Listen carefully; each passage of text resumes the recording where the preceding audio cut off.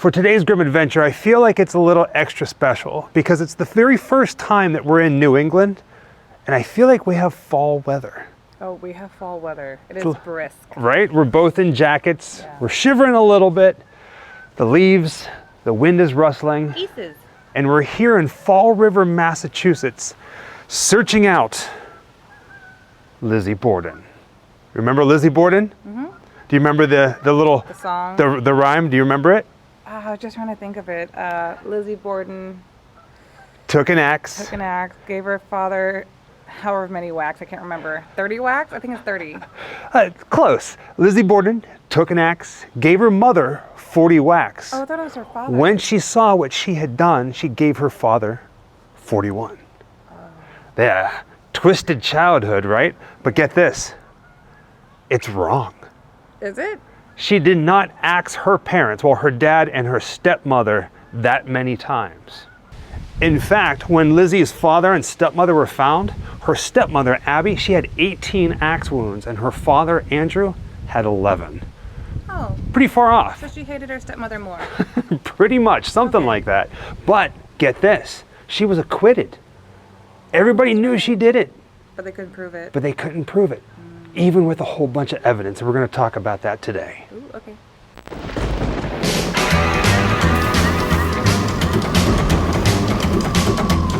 Wherever I come, bad luck just comes my way. Wherever I go, hard luck is there to stay.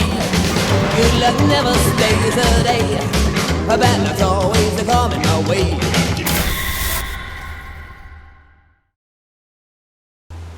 It's crazy to think that Lizzie Borden, her father Andrew, and her stepmother Abby, probably the most famous murder victims and murderer in history, mainly because of a childhood rhyme, that their bodies were carried right into the cemetery underneath this arch. And of course, we're here for Lizzie Borden and her family, but just look at the gate and the building. Something else, I mean, truly. Even the ironwork.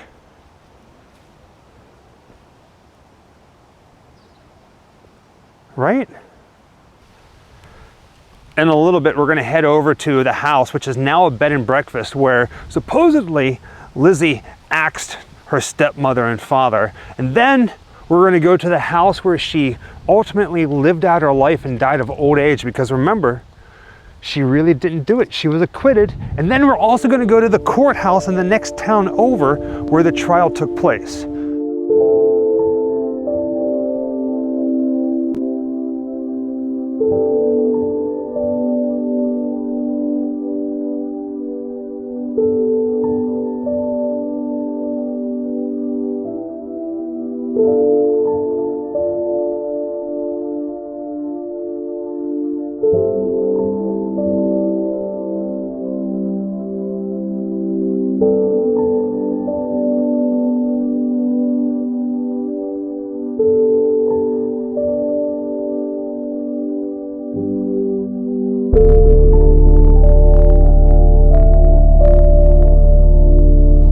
Jessica was just pointing out, you see those arrows in the pavement, the white arrows?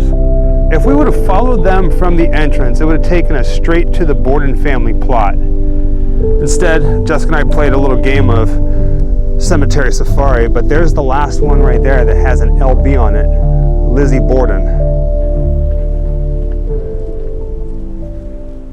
All right, right there.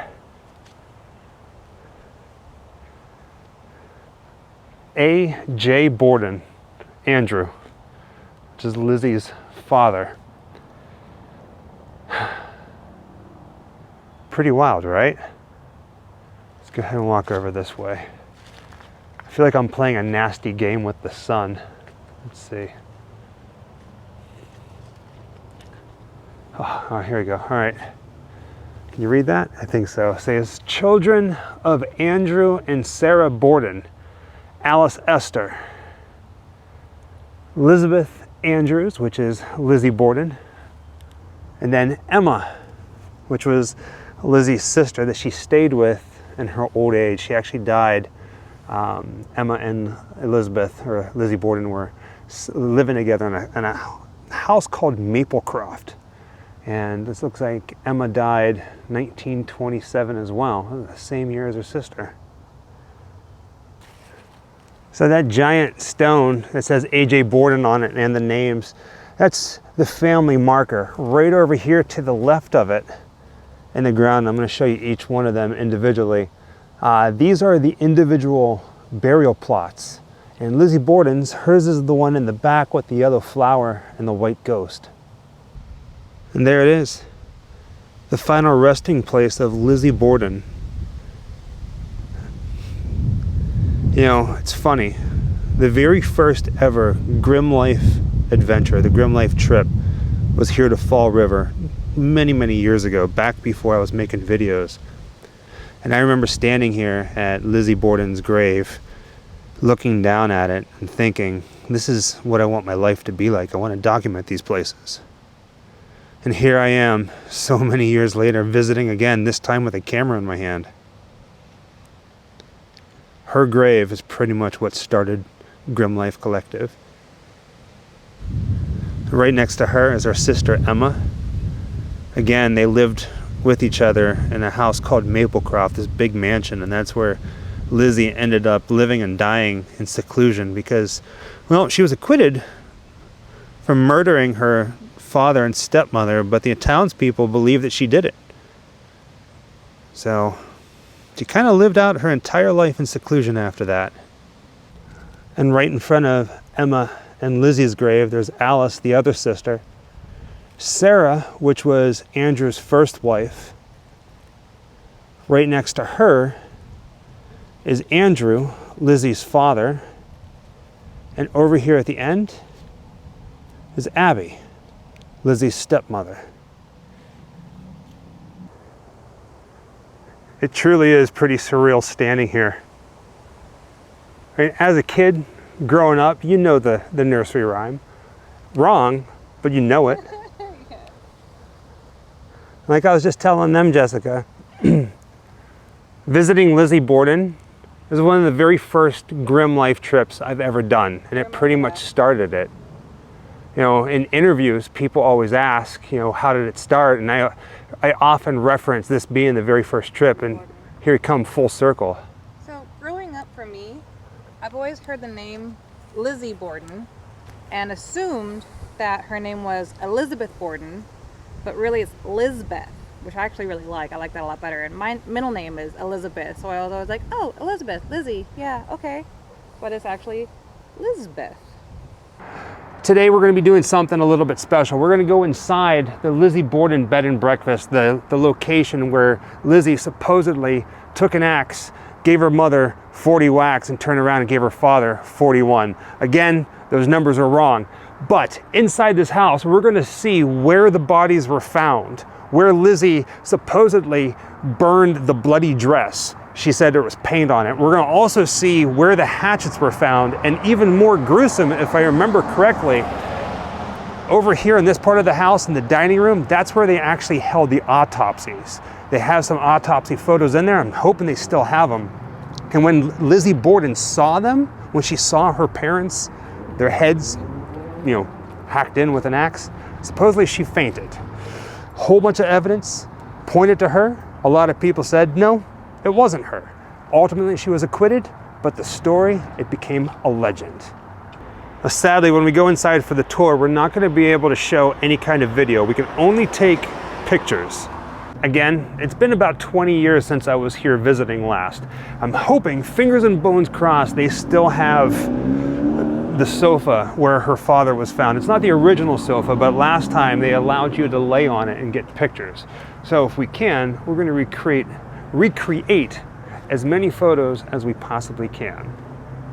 Now, in the time being, while we're waiting for our tour, let's walk around the house a little bit. Welcome to the historic Lizzie Borden House. Top 10 haunted places in America. Who knows?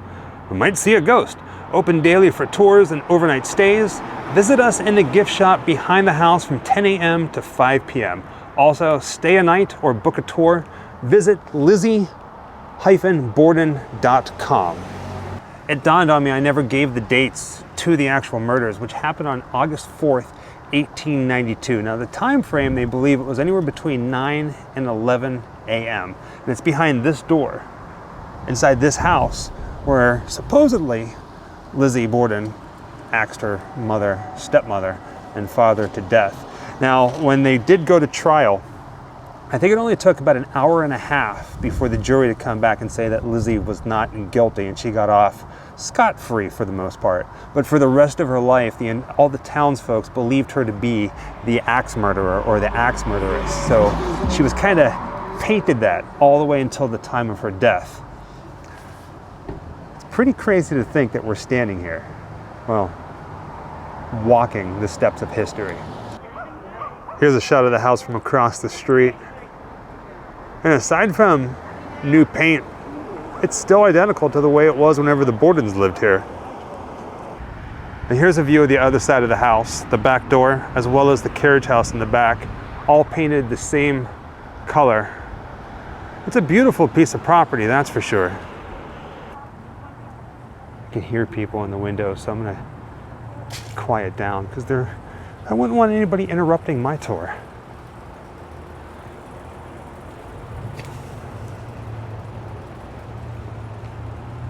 All right. Here's the back side of the house. The church off in the distance. There's a lot of churches here in Fall River.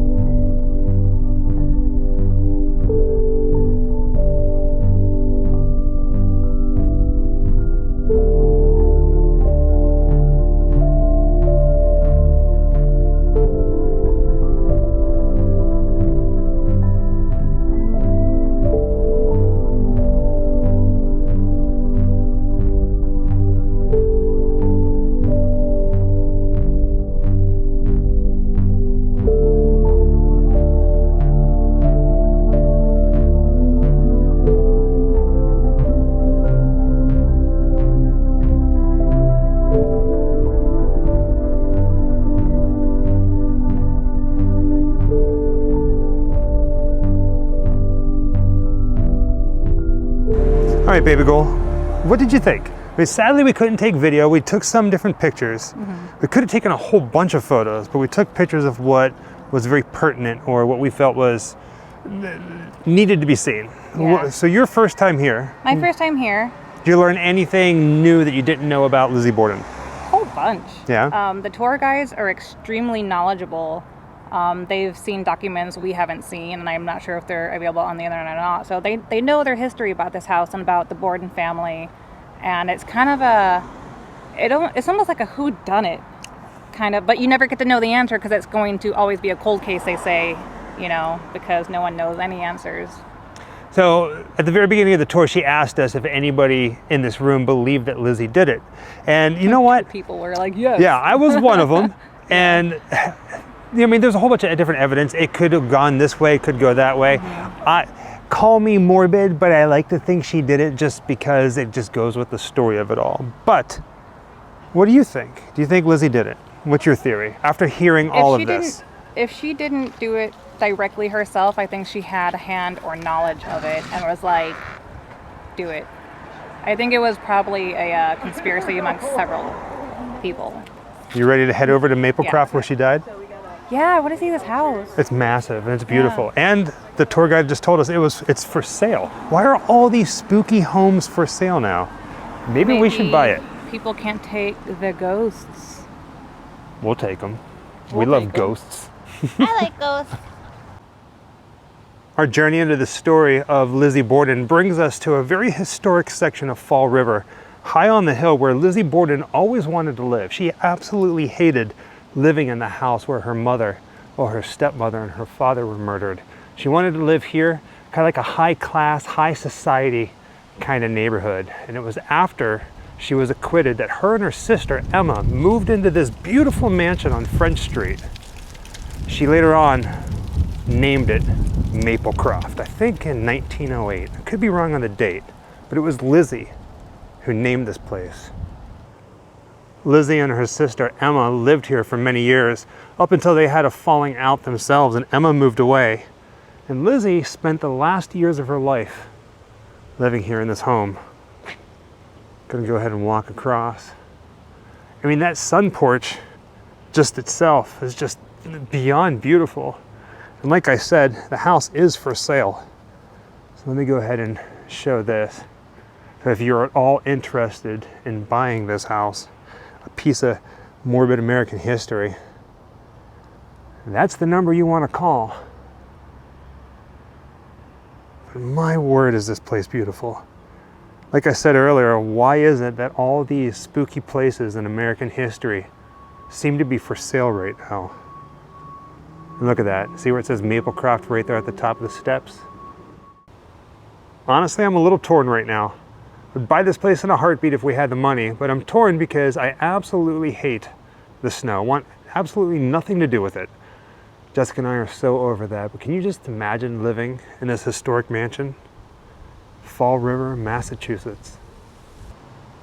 I find it interesting, if you do a search online, usually you only see pictures of the front of the house or the sunroof, but never from this side. I mean, look how massive this house is. And if you walk down and you look in the back there, there's even a wraparound porch. Whoever buys this house, oh man, are they gonna have a mansion, that's for sure. Now here's a shot of the house from across the street. Now supposedly, even though she lived out the rest of her days ostracized from the community, she was a bit of a partier. She had a lot of friends in the theater and she would throw these elaborate, lavish parties here. She was pretty well known for them. Now ultimately, oddly enough, that's what separated, well, put a wedge between her and her sister Emma. Again, just so much history, right? I mean, how insane is this? Sitting on the steps that Lizzie Borden lived in. And this is where she was living whenever she died. Man, I love our life. Looks like we're going to end our Lizzie Borden story here in a town called New Bedford, about 20 minutes outside of the town of Fall River where Lizzie Borden lived. Now this building that you're looking at, this is the Bristol County Superior Court, but back whenever Lizzie Borden was alive, this is where her trial for the murders took place. It's a real place. And ultimately, she was acquitted inside this building. Now, I know the doors aren't original, but just imagine Lizzie Borden walking right through the front doors of this building on trial for the murder of her father and her stepmother. I mean, we know the story, we know the song, but it's easy to forget that she was a real person and the victims were real as well, whoever did it. I was really hoping that we can get inside to take a look at the courtroom because every picture that I saw online, including the drawings from back whenever Lizzie Borden was on trial, it's just one big room. Sadly, today's Sunday. We weren't really planning this out. I mean, when we got here, this wasn't a part of the story, but then we're like, hey, since we're here, we might as well go inside and take a look at it. It's a beautiful building, very old. Of course, to properly tell the story of Lizzie Borden and her family and what happened, the story behind the legend, there's a lot more locations that we could visit. One of them being the jail cell where she was held for 10 months before the actual trial. But these are just the main ones. And with that being said, coming to you from Fall River, Massachusetts, the story behind the legend that is Lizzie Borden. Thank you for joining us on another Grimm adventure, and as always, happy Halloween. Wherever I come, bad luck just comes my way. Wherever I go, hard luck is there to stay. Good luck never stays a day. Bad luck's always coming my way.